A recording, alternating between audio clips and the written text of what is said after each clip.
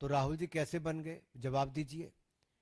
15,853 vote अब ये बने हैं कहां पे, हाउस नंबर 7 में, फिर हाउस नंबर 4 में बने हैं, पोलिंग बूथ नंबर 292 232 में बने हैं।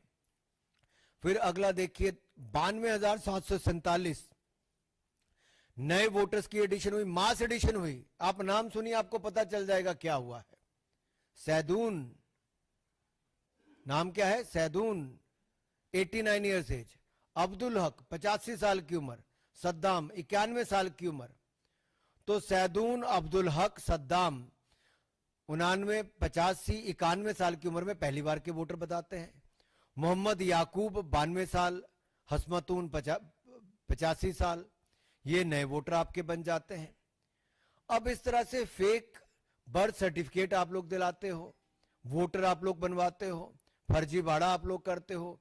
और जब इलेक्शन कमीशन इसकी सफाई की बात करता है कि ऐसी इंटेंसिव सफाई चलनी चाहिए, कार्रवाई होनी चाहिए, तो आप अपने घुसपैठी वोट बैंक को, एक स्पेशल वोट बैंक को बचाने के लिए आप रिफॉर्म्स को रोकने का काम करते हो। और ममता बनर्जी जी से मैं सवाल पूछना चाहता हूं भाई, आप 2005 में लोकसभा में, मुझे आज भी याद है, स्पीकर की चेयर के पास जाके फेंक दिए थे उन्होंने कागज जोर से, और कहा था बांग्लादेशी घुसपैठियों को वोट बैंक बन रहा है और ये लिस्ट में उनके नाम है, आप लोग रोकने का काम नहीं करते हैं। तो ममता बनर्जी जी, आज अगर सफाई होने का काम होता है तो फर्जी घुसपैठिए जो वोट बैंक है उसकी सफाई अभियान पे आप रोक क्यों लगवाना चाहते हो? क्या तब आप दिखावा करते थे और आज घुसपैठिए वोट बैंक को बचाने के लिए ममता बनर्जी जी घड़ियाली आंसू बहा रही हैं? क्या राहुल गांधी जी वोट चोरी के आरोप में अपनी इस्तीफा देंगे? डायमंड हार्बर पे आ जाते हैं साहब, छोटा मोटा वोट नहीं, 2,59,779 वोट, और ये सारे आंकड़े देखिए सामने। अब डुप्लीकेट वोट कौन है? जाकिर हुसैन मोला, साबिद अली मोला, मौला ही मौला है, कोई जाकिर है, कोई साबिद अली है, कोई शबाना खातून है, और शाबिदा खातून तो एक नहीं, अभिषेक जी की कृपा से, अभिषेक जी की कृपा से कहां कहां पहुंच गए सारे। एक सेकंड, ज्यादा आगे चले गए भाई।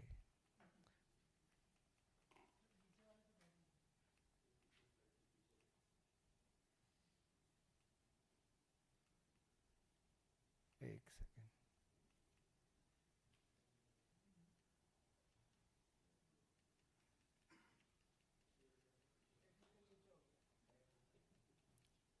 पश्चिम बंगाल की बात आई तो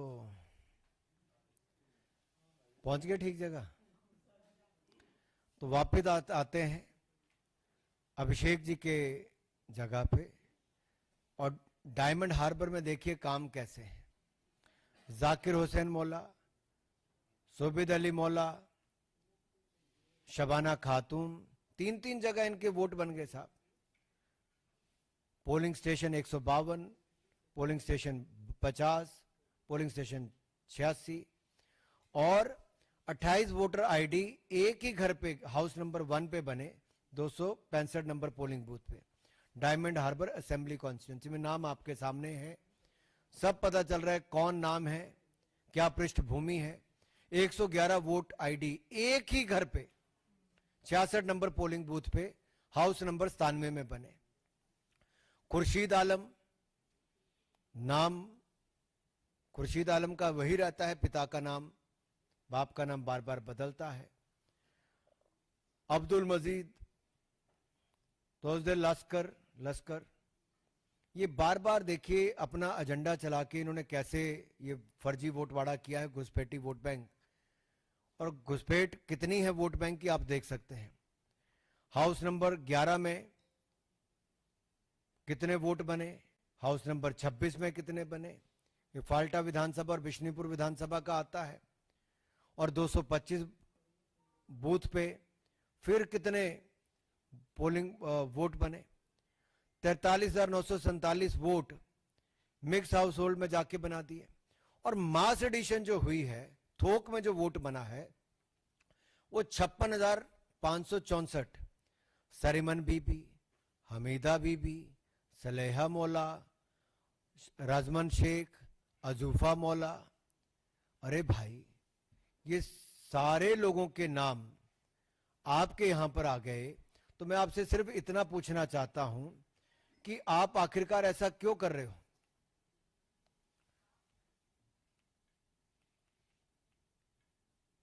क्या अभिषेक जी ये घुसपैठी वोट बैंक के बारे में जवाब देंगे?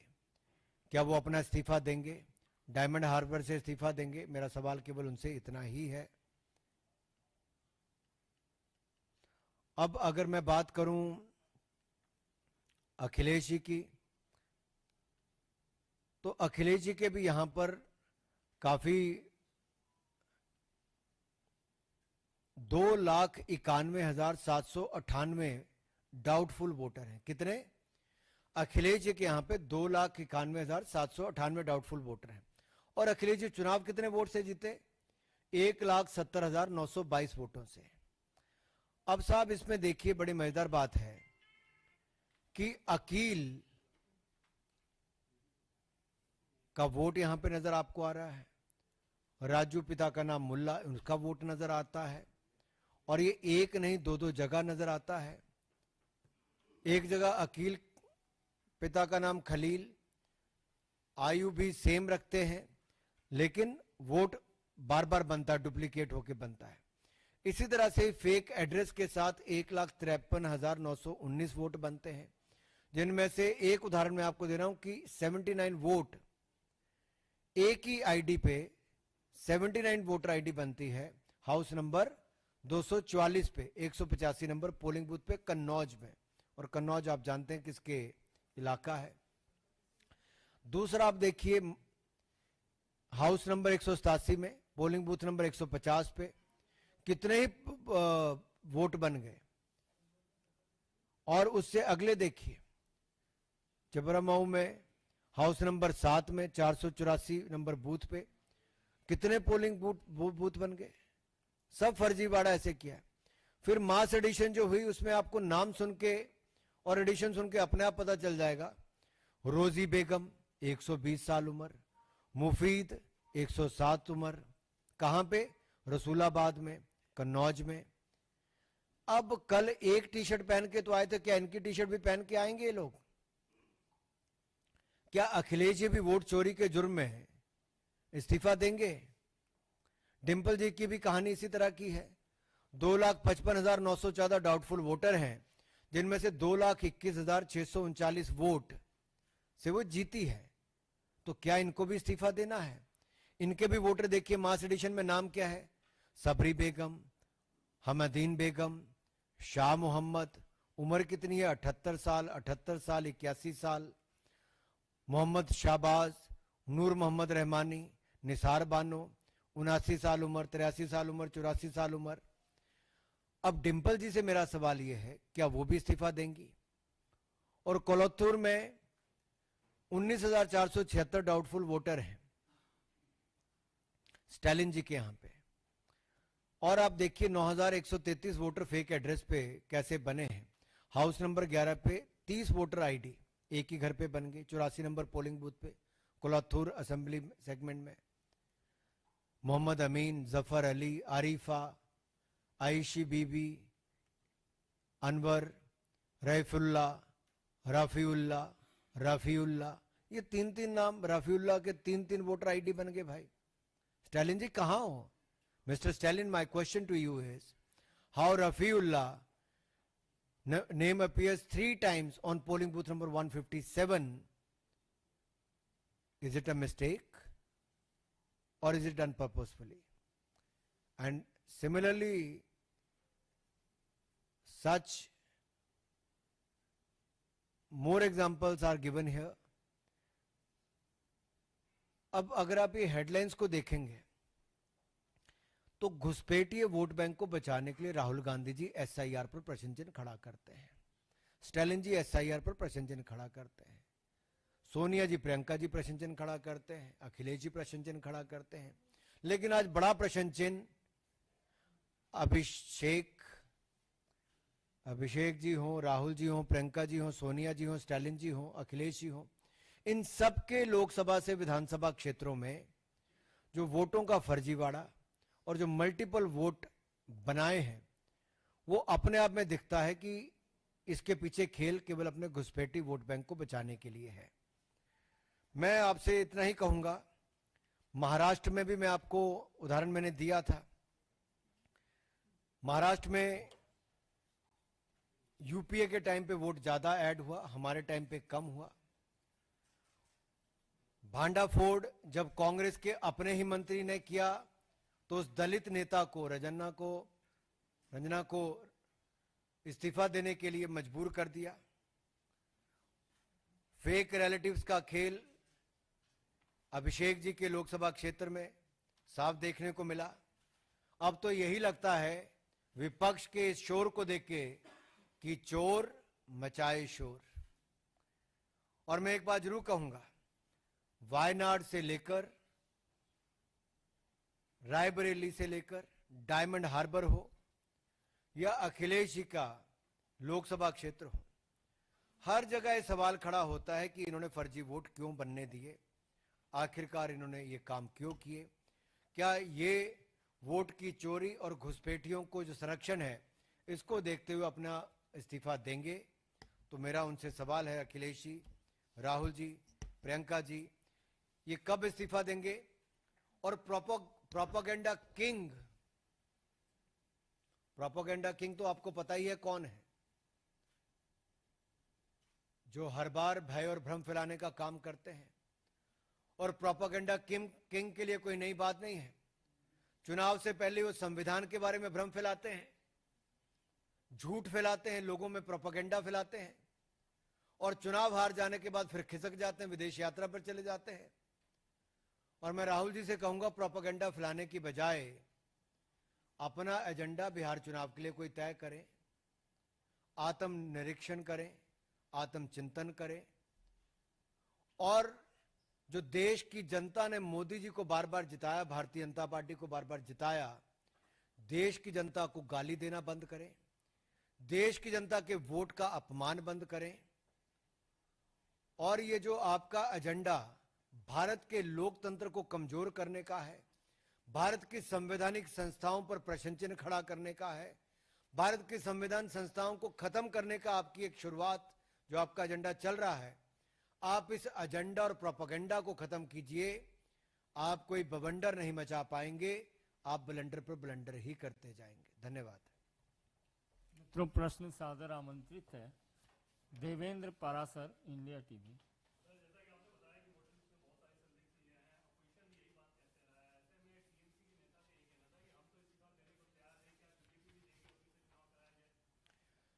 हमारा तो भारत के लोकतंत्र में, लोकतंत्र प्रणाली में, भारत के मतदाताओं में और भारत के इलेक्शन कमीशन में हमारा विश्वास है। हम मोदी जी की लोकप्रियता, भारतीय जनता पार्टी एनडीए सरकार के कामकाज पर चुनकर आए हैं। जनता ने देश की सेवा करने का मौका दिया है और पिछले 11 वर्षों में नरेंद्र मोदी जी के नेतृत्व में देश 10वें नंबर से दुनिया की चौथी बड़ी अर्थव्यवस्था बना। 25 करोड़ गरीब गरीबी रेखा से बाहर आए, गरीबों का उत्थान हुआ, भारत का लोकतंत्र मजबूत हुआ, नरेंद्र मोदी जी दुनिया के सबसे लोकप्रिय नेता के रूप में चुनकर उभर कर आए। ये सब हमने किया है। और रिफॉर्म्स जब जब हम लाए, चाहे जीएसटी हो, वन नेशन वन टैक्स हो या अन्य रिफॉर्म्स हो, हमने रिफॉर्म्स में विश्वास किया है। देश के विकास के लिए, विकसित भारत के लिए जो भी रिफॉर्म्स लानी होगी हम उसके साथ खड़े हैं। और इलेक्शन कमीशन भी अगर फर्जी वोट को खत्म करने के लिए, सफाई करने के लिए एसआईआर प्रणाली को लाया है, 2003 में 2002 में भी अगर आखिरी बार ये हुआ, तो आज क्यों इस पर प्रॉब्लम खड़ी होती है? क्योंकि घुसपैठिए वोट बैंक पर जब प्रहार हो रहा है, बिहार चुनाव में कांग्रेस और आरजेडी को अपनी हार दिखती है, तो आज छटपटाकर प्रोपेगेंडा किंग एक नया भ्रम और भय जनता में फैलाने का काम कर रहे हैं। आसिफ एएनआई।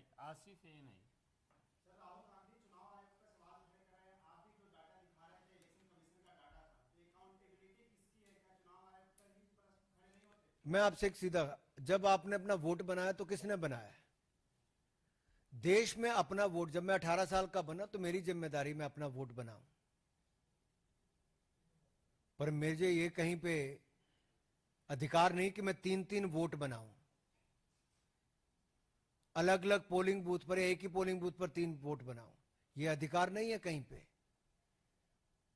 और बीएलए हर पॉलिटिकल पार्टी अपॉइंट करता है, इलेक्शन कमीशन उनको सूची देती है, फाइनल तो बाद में देती, पहले भी देती है। तो क्या कांग्रेस ने कभी ऑब्जेक्शन किया? अरे जिस पार्टी ने 60 साल राज किया हो, एक बार नहीं 60 साल राज किया हो, मेरा सबसे बड़ा सवाल तो कांग्रेस से यही है कि आपने देश में 60 साल राज किया, आज आप उस पर सवाल खड़ा करते हो। और मेरा कांग्रेस से सवाल एक और है, आप कर्नाटक में 26 साल सरकार में रहे, आप महाराष्ट्र में 35 साल सरकार में रहे, कांग्रेस आंध्र प्रदेश में 27 साल सरकार में रही, ममता बनर्जी जी लगातार सरकार में है, कम्युनिस्ट पार्टी इतने लंबे समय तक सरकार में बंगाल में रही, तो क्या आप क्या कहना चाहते हो? क्या आपने तब वोट चोरी किया था? क्यों? कांग्रेस का इतिहास तो मैंने 1952 से बता दिया, कांग्रेस का इतिहास मैंने 1952 से बताया कि अंबेडकर जी को हराने का कांग्रेस ने काम किया था। लेकिन एक इतिहास में आपको और बताना चाहता हूं कि कांग्रेस केवल वोट चोरी नहीं, कांग्रेस सीधे सीधे चुनाव आयोग को भी चोरी करने का काम करती थी। कांग्रेस सीधे सीधे चुनाव आयोग को भी चोरी करने का काम करती थी। 2005 में खबर छपी कि श्री नवीन चावला को इलेक्शन कमिश्नर अपॉइंट किया सोनिया गांधी जी ने। अरे भाई, प्रधानमंत्री मनमोहन सिंह थे तो सोनिया गांधी जी ने अपॉइंट कैसे कर दिया? और आप याद करिए, chief election commissioner Gopal Swami ji ने रिटन कंप्लेंट की थी कि श्री नवीन चावला ने बाहर जाके फोन पे सोनिया गांधी से बात की, बाहर खबर लीक करने का काम किया कहा था? नहीं कहा था? इतना बड़ा आरोप कांग्रेस की सरकार के समय लगा। और यही नहीं, अगर आप देखिए, मनमोहन सिंह गिल इलेक्शन कमिश्नर थे, रिटायर हुए, कांग्रेस के सांसद बने, केंद्रीय मंत्री बन गए साहब। और उदाहरण दूं, आर.के. त्रिवेदी जी कांग्रेस में शामिल हुए, फिर गुजरात के गवर्नर बन गए, इलेक्शन कमिश्नर थे साहब। और तो और रमा देवी जी मेरे हिमाचल प्रदेश की गवर्नर रही, ये इलेक्शन कमिश्नर, कांग्रेस में शामिल, फिर गवर्नर बन गए। लिंगदो जी कांग्रेस में शामिल हो गए। और तो और टी.एन. शेषन जी की आप बड़ी बड़ी बातें करते हो, टी.एन. शेषन जी इलेक्शन कमिश्नर, रिटायर हुए, कांग्रेस में शामिल हुए, चुनाव लड़ा, हार गए। अरे भाई, सोनिया